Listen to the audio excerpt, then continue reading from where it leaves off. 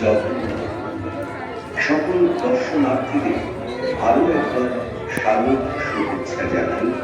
আপনারা ধীরে ধীরে মণ্ডপে প্রবেশ করুন এবং মণ্ডপের কোনো কারুকার্যে আপনারা হাত লাগাবেন না, এই অনুরোধ থাকছে আপনাদের সকলের কাছে।